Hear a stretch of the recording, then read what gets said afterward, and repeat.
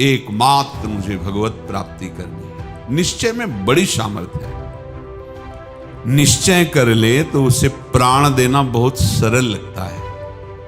असत निश्चय में ही देख लीजिए, बहुत सी ऐसी घटनाएं सुनने को मिलती हैं। परस्पर दो शरीरधारियों ने आसक्ति कर ली,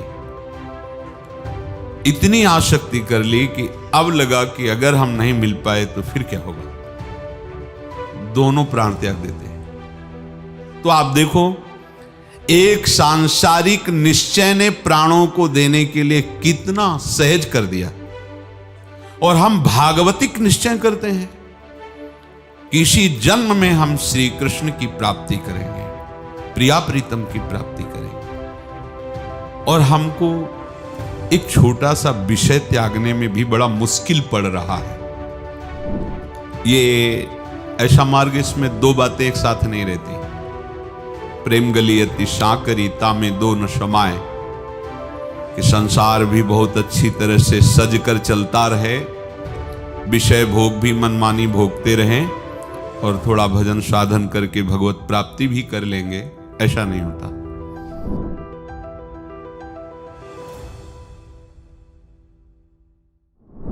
प्रभु करुणा करके वर्णन करते हैं, क्योंकि उनके बिना जनाए कोई जान भी नहीं सकता, ना उनके तत्व को, ना उनके रहस्य को, ना उनकी महिमा को। प्रभु को अगर कोई जानता है तो सिर्फ प्रभु जिनको जना दिए वही जानता है। तो प्रभु ने कृपा करके जब हमें आदेश दिया, उपदेश दिया, तो हमको प्राणपन से वैसे चलना चाहिए। नहीं तो ये ऐसा जादू का तमाशा है संसार, यद्यपि ये दुखालय है पर इतना प्रिय लगता है कि इससे हटने की बात सोचने में भय लगता है। जबकि इसका विस्मरण करना निर्भय पद है, इसका विस्मरण करना परम शांति परम आनंद का स्वरूप है। पर कैसा भ्रमात्मक जाल है कि भगवत प्राप्ति की बात सोचकर मन को भय लगता है, घबराहट पैदा होती। कल एक संत भगवान ने प्रश्न किया था, भय लगता है, घबराहट पैदा होती है, ऐसा सबको होता है।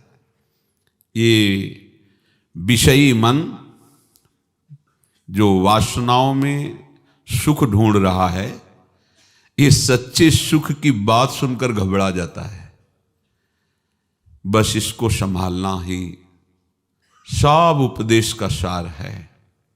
यदि मन सत्संगी हो गया तो आपका वो मित्र है, और यदि मन कुसंगी हो गया तो वही आपका सबसे बड़ा दुश्मन है, वही आपका नाश कर देगा। अविनाशी स्वरूप होते हुए भी बार बार जन्मना पड़ेगा, मरना पड़ेगा, और नाना प्रकार के दुख भोगने पड़ेंगे। ये जितने जेल हैं, जितने अस्पताल हैं, जितने दुख हैं, सब इसी मन के द्वारा रचे गए हैं। मनमानी आचरण के कारण ही हमें नरक आदि की यंत्रणा, पुनर्जन्म की यंत्रणा, भारी भारी दुख भोगने पड़ते हैं।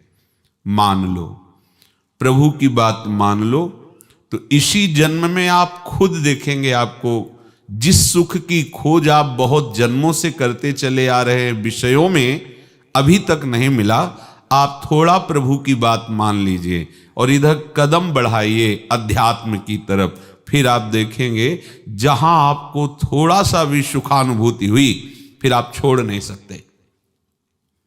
पर पहले भगवत आज्ञा पर चलने के लिए आपको विषय त्याग जनित जो हृदय में ताप है उसे सहना होगा। वही ताप निष्पाप करके आपके हृदय को निर्मल करेगा। धैर्य पूर्वक प्रभु की अमृतमयी वाणी का श्रवण करें और उसको उतारने में परम लाभ अनुभव करें। यदि उतारते नहीं तो ठीक है, इतना समय मंगलमय गया, पर वो लाभ नहीं मिल पाएगा जिस लाभ के उद्देश्य से भगवान ने उपदेश किया है। जिसका मन भगवत स्वरूप में तन्मय हो गया है, ऐसा तन्मय हो गया जैसे भृंगी कीट ने दूसरी जाति के कीड़े को लाकर अपने घरौंदे में बंद किया और उसे बार बार छेड़ करके अपनी ध्वनि सुनाया, उसका प्रभाव ये पड़ा, भयवशात वो उसका चिंतन करते करते तदाकार हो गया। दो ही प्रकार से गाढ़ चिंतन होता है, या तो प्रेम से और या भयानक भय से। भय से वो गाढ़ चिंतन करने के कारण अन्य जाति का कीड़ा भृंगी कीड़ा बन गया बिना शरीर छोड़े। वो अन्य जाति का था, तब वो तदाकार हो गया। हम तो प्रभु के ही अंश हैं। यदि हम तन्मय होकर दोनों पद्धति से, चाहे संसार से भयभीत होकर प्रभु का चिंतन प्रारंभ कर दे, या प्रभु को अपना प्रीतम मान करके प्यार से चिंतन प्रारंभ कर दे, किसी भी तरह से वृत्तियां प्रभु में जुड़े तो वो प्रभुमय ही हो जाएगा। ब्रह्मविद ब्रह्मयु भवति, वो ब्रह्म स्वरूप हो जाएगा, क्योंकि वो प्रभु का अंश है, वो अन्य जाति का नहीं है, वो प्रभु का ही है। प्रभु का अंश प्रभुमय ही है, पर अन्य को स्वीकार करने के कारण वो ये भाव भूल गया कि हम प्रभु के अंश हैं। वो इस प्रकृति के अंश में मैं आरोपित करके भटक गया। प्रभु कह रहे हैं तदात्मान, जिसका मन तदाकार हो रहा है, तद्बुद्धयः, जिनकी बुद्धि तदाकार हो रही है, तन्निष्ठाः, जिनकी स्थिति परमात्म तत्व में हो गई है, तत्परायणाः, जो एकमात्र आराध्य देव के परायण हैं, जिनका आराध्य देव ही जीवन बन गए हैं, ज्ञान निर्धूत कल्मषाः, ऐसे जो विवेकी जन हैं, वो कल्मषाः, पाप रहित होकर शुद्ध हृदय वाले महात्मा फिर पुनः इस संसार चक्र में नहीं आते। फिर उनका जो परम पद है वो निश्चित है, पर ये स्थिति आवश्यक है आना। प्रभु का अनुभव जब करने के लिए मन व्याकुल होता है तो बुद्धि में एक ही निश्चय आ जाता है, मुझे भगवत प्राप्ति करनी है। ये ऐसा मार्ग, इसमें दो बातें एक साथ नहीं रहती। प्रेम गलियति शाकरी तामे दो न समाए, कि संसार भी बहुत अच्छी तरह से सज कर चलता रहे, विषय भोग भी मनमानी भोगते रहें, और थोड़ा भजन साधन करके भगवत प्राप्ति भी कर लेंगे, ऐसा नहीं होता। ये ऐसी सांकरी गली है, इसमें एक ही जाएगा, जहां राम तहां काम नहीं, जहां काम नहीं राम। या जब मैं था तब हरि नहीं, अब हरि हैं मैं नाही। ये प्रेम गलियति शाकरी तामे दो न समाहि। अगर बुद्धि का ये निश्चय है कि मैं पुरुष हूं तो स्त्री में आकर्षण होगा ही, मैं स्त्री हूं तो पुरुष में आकर्षण होगा ही, मैं शरीर हूं तो कामनाओं की भीड़ लग जाएगी, और लगी हुई है। मैं अमुक हूं, मैं अमुक हूं, मैं अमुक हूं, पद वाला, गुण वाला, धन वाला, जन वाला। यही है माया का भ्रमात्मक अविद्या जनित जाल, जिसमें हम बंध गए। जब एक बात केवल सत्संग से सुनकर के समझ में आई कि मैं प्रभु का अंश हूं, और ये मानव शरीर केवल अपने अंशी से मिलने के लिए मिला है, भगवत प्राप्ति के लिए, धैर्य पूर्वक बुद्धि से निश्चय किया, अब कैसी भी परिस्थिति हो, कैसा भी समय दुख देने वाला आए या सुख देने वाला आए, शरीर स्वस्थ रहे या अस्वस्थ रहे, लोग हमारा सम्मान करें अपमान करें, पर अब इस जन्म में अपने प्रधान कर्तव्य से मैं नहीं चूकूंगा। मुझे भगवत प्राप्ति करनी है, मुझे श्यामा श्याम से मिलना है। बस आपकी बुद्धि का यही निश्चय सबसे बड़ा परम पावन कार्य होगा। ऐसे निश्चय से जितनी पवित्रता आती, उतनी पवित्रता किसी भी तीर्थ या अनुष्ठान से नहीं आती, ध्यान रखना। ये जो हृदय को निष्पाप करती है वृत्ति, इससे बढ़कर कोई तीर्थ नहीं, कोई ज्ञान नहीं है, कोई अनुष्ठान नहीं है। ये निश्चय होना केवल वाणी से नहीं, वार्ता मात्र की बात नहीं है, ये अंतःकरण की बुद्धि से निश्चय करना। बस एकमात्र मुझे भगवत प्राप्ति करनी है। निश्चय में बड़ी सामर्थ्य है। निश्चय कर ले तो उसे प्राण देना बहुत सरल लगता है। असत निश्चय में ही देख लीजिए, बहुत सी ऐसी घटनाएं सुनने को मिलती हैं। परस्पर दो शरीरधारियों ने आसक्ति कर ली, इतनी आसक्ति कर ली कि अब लगा कि अगर हम नहीं मिल पाए तो फिर क्या होगा, दोनों प्राण त्याग देते हैं। ये हजारों घटनाओं में ऐसी बातें सुनने को मिलती हैं। हुआ क्या? निश्चय। अब हमारा जीवन आपका मिलना ही है, आप नहीं मिले तो जीवन नहीं। और अपने जीवन को नष्ट कर दिया। किसके कारण? अज्ञान की आसक्ति के कारण। शरीरों के मिलन को परम सुख मान करके बुद्धि से निश्चय किया कि ये शरीर हमें मिल जाए तो हमारा जीवन, अगर ना मिला तो जीवन नष्ट, और कर दिया नष्ट। जहर खा के, फांसी लगा के आ दिया। फिर जो दुर्गति उनकी होती है वो बड़ी भयावह होती है, क्योंकि ये मनुष्य जन्म आत्महत्या करने के लिए नहीं मिला है, ये भगवत प्राप्ति के लिए मिला है। और आत्महत्या करना ये सरकारी भी कानून से, यहाँ की भी मृत्युलोक के भी कानून से ये दंडनीय अपराध है। फिर भागवतिक कानून में तो इसकी बहुत बड़ी सजा मिलती है। आत्महनन गति जाए, मतलब सबसे ज्यादा दुर्गति उसकी होती जो आत्महत्या करता है। ये खिलवाड़ नहीं है। ये जो नादानपन, अज्ञान के कारण लोग ऐसा सोचते हैं कि मैं अपने शरीर को नष्ट कर दूं तो मैं बहुत सुखी हो जाऊंगा, ये समस्या का समाधान हो जाएगा, क्योंकि जीना ही समस्या है और जीवन नष्ट कर दिया तो समाधान हो गया। बहुत बड़ी भूल। कभी कोई ऐसी बात मत करना, नहीं तो ऐसी दुर्गति होगी आप सोच नहीं सकते। शास्त्रों में बहुत दुर्गति का वर्णन है आत्महत्या करने वाले का। नहीं, जो दुख सुख आवे भगवान के आश्रित होकर उसे सहो। एकमात्र प्रभु के विधान में राजी रहो। जो तुम्हें सुख मिलना है अनायास आ जाएगा, जैसे बिना मांगे दुख आ जाता है। शरीर को छोड़ना नहीं, शरीर को सत्कार्य में लगा दो, भजन में लगा दो, तो वास्तविक आपको आगे से शरीर नहीं मिलेगा।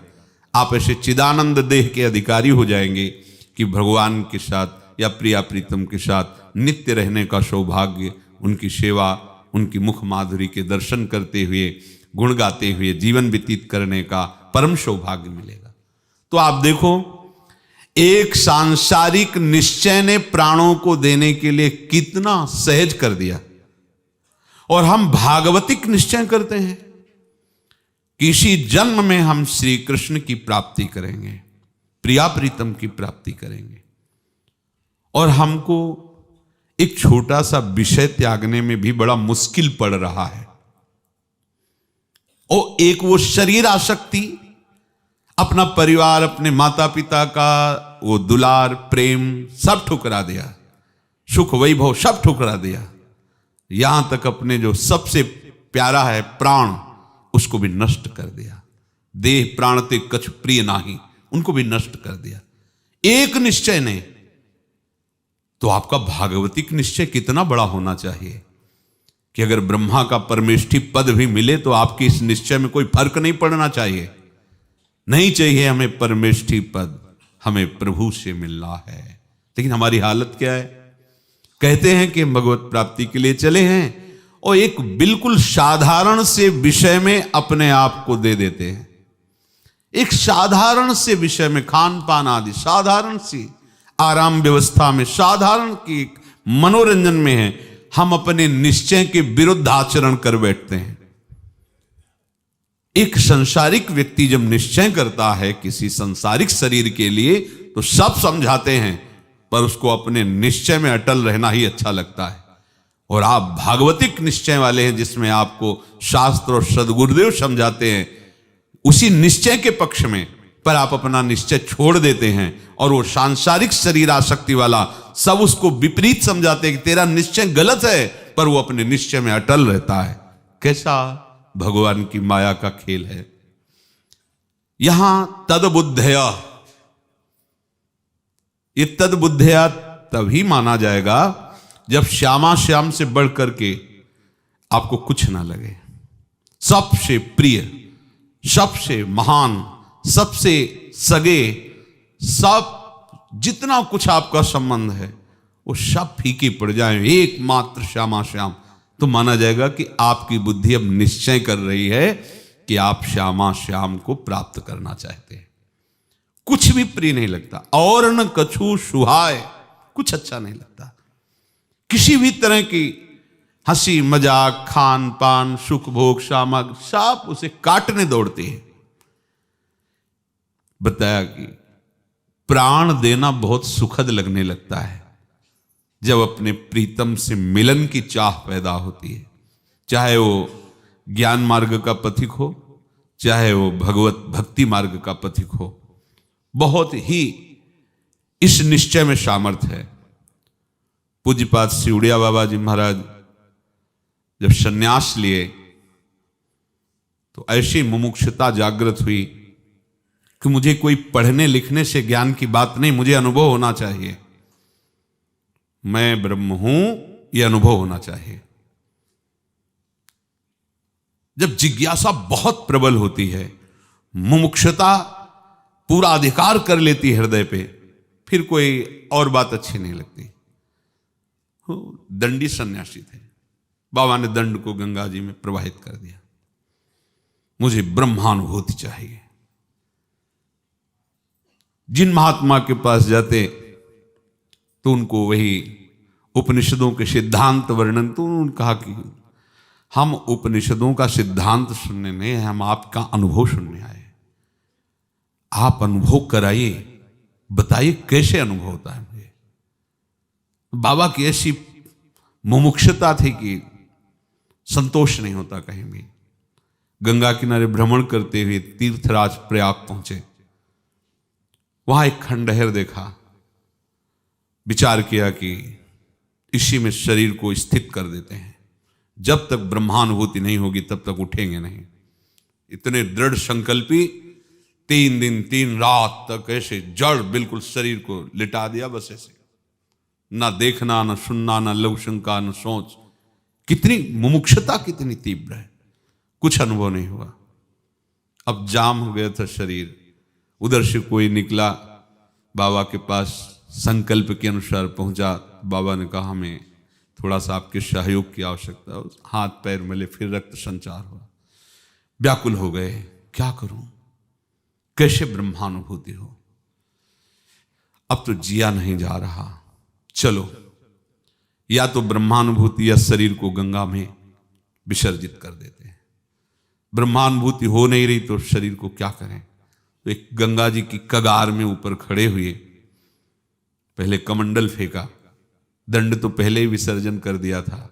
अब अपने शरीर विसर्जन के लिए जे ही छलांग लगाना चाहे सोई अंदर आई कि क्या शरीर त्यागने से ब्रह्मानुभूति हो जाएगी, ये तो घोर अज्ञान है।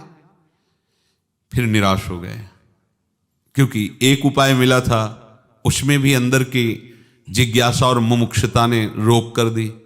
अब क्या करें। ऐसे प्रेमी की एक मृत्यु दशा तक का वर्णन है। मृत्यु मरता नहीं है, पर एक मृत्यु दशा जैसी उसकी होती है। ये चरम सीमा के महान जो ज्ञानी या प्रेमी जन होते हैं, उनमें दशाएं प्रकट होती हैं। बाबा के अंदर इतनी मुमुक्षुता बढ़ी कि एक नास्तिकता से छा गई। क्या करूं। देखा ऊपर एक बगीचा है, हमने उन शंकर भगवान के दर्शन किए हैं जाकर के। मंदिर, छोटा सा मंदिर, उसमें बाबा अंदर गए, डेहरी में सर रखा, शंकर जी की पिंड के ऊपर चरण रखे, लेट गए। वो उस दशा में वो केवल वही जानता है जिसके हृदय में, जैसे मीरा जी कहती जाने मोरी छाती, वो केवल बस अनुभूति हो, अनुभूति हो, कुछ नहीं, कुछ नहीं। कोई भी दुख स्पर्श भी नहीं कर सकता, भयानक से भयानक पीड़ा दुख। बाबा को एक बार भी याद नहीं है कि भोजन मिल जाए। अगर कोई सत्य सत्ता है तो मुझे आकर उपदेश करे, कैसे ब्रह्मानुभूति होगी। मुझे शास्त्रीय शब्दों से नहीं, मुझे अनुभव चाहिए। व्याकुल होकर के लेट गए। जब कोई इतना व्याकुल हो तो फिर भगवान छुप कैसे सकते हैं। साक्षात भगवान नर नारायण पधारे और 2 श्लोक बाबा को उपदेश किए जो उनकी वाणी में लिखे हुए हैं। बाबा की जो जलन थी एकदम शांत हो गई, क्योंकि बात एक कवल अन्न पाते 18 घंटे पद्मासन में बैठकर जो इस श्लोक का तत्व था उसी को अनुभव कर निहाल हो गए, ब्रह्म स्वरूप हो गए। तद बुद्धया, आपका निश्चय, आपको खान पान मनोरंजन ये सब अच्छा लगता है, मतलब बुद्धि का निश्चय अभी ठीक नहीं है। नहीं खान पान ते भावे है, नहीं कोमल वसन सुहावे है, सब विषय लगे ते खारा है, हरि आशिक का मग्न आ रहा है।